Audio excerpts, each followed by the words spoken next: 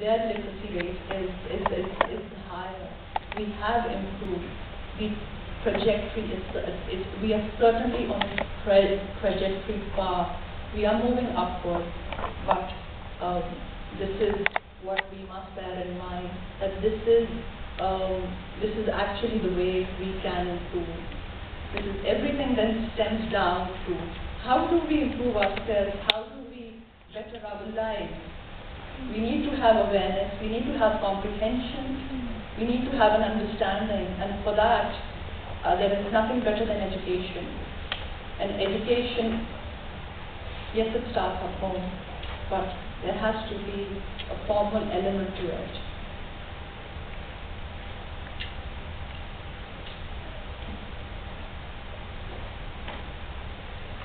Now, women as agents of change.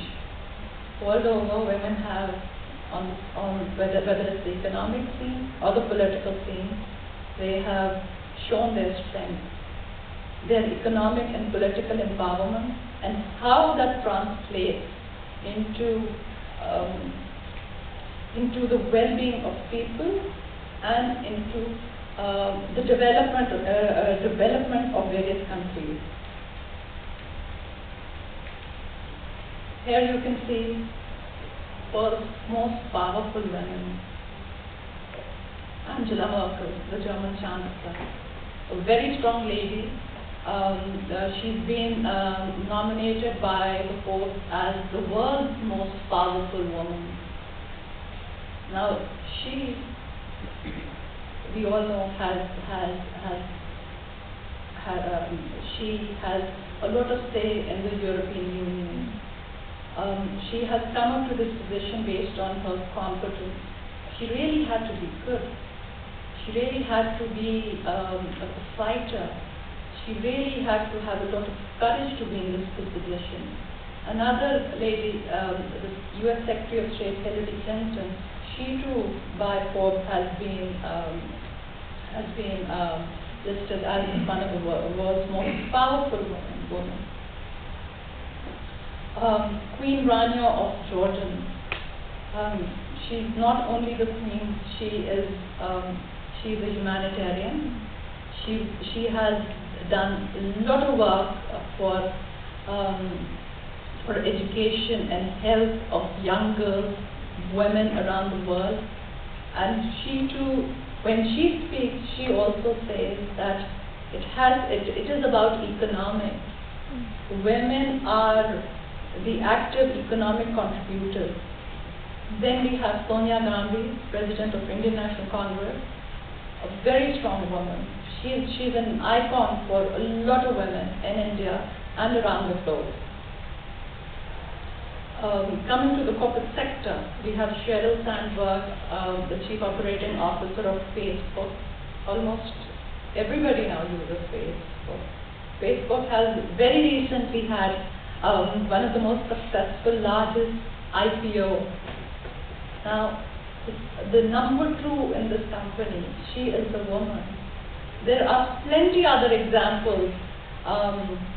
The chief executive, the head of DuPont, the head of PepsiCo, many other examples. They are all women. In case of many countries in the political scene, in case of South Africa also, the finance minister of Nigeria, she's a woman. Then looking at a different category of organizations like the IMF, the managing director, Christine Lagarde, she's a woman. Now she too came here, it was not about just putting a nice face there, or just giving a softer image, because IMF obviously will not carry a soft image. Based on the competence and based on what she can deliver, based on her track record, she has made it to that position. When we talk about, because we all like to have fun in our lives, we all like to relate to different celebrities.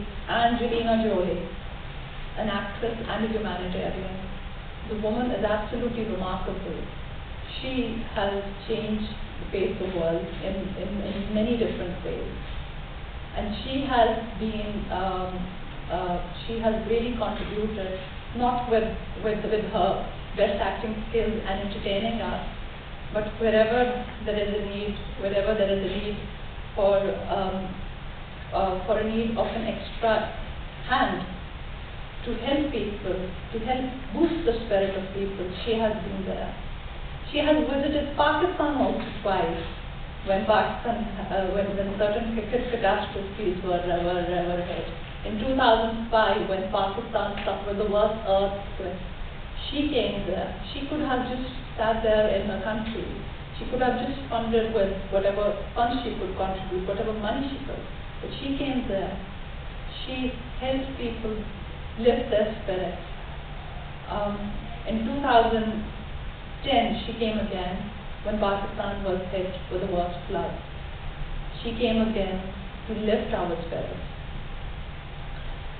Then some of us, and I am also fond of Queen Elizabeth, a remarkable lady, again a woman of strength in many ways. Now all these women, we must bear in mind that they have other roles also. They have their families. They are looking after, they raise their children. They have a relationship with their husbands also. And they have a relationship with every stakeholder in the world. And it's absolutely remarkable how they are successfully getting on, and they are contributing to all these roles. Now I totally believe that all the roles that women can perform must be celebrated, whether it is cooking, whether it is sewing. I think this must be appreciated. These are skills we must be proud of, that yes, I can cook, I can sew, I can rule a country, I can very well multitask. So very recently, the first White House chef, a woman chef, she has been appointed. In certain countries, it is kind of looked down upon that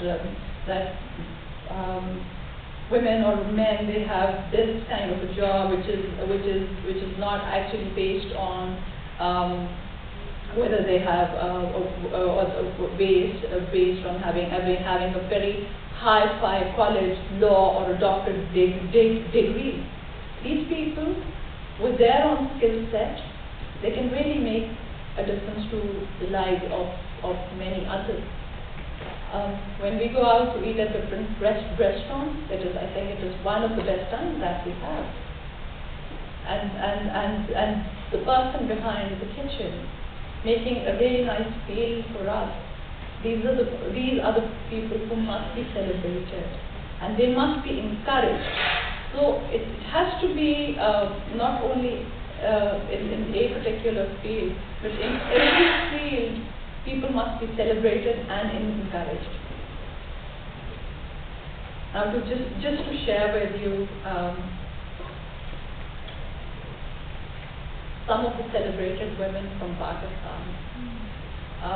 Pakistan is actually very fortunate in terms of women representation and having remarkable women.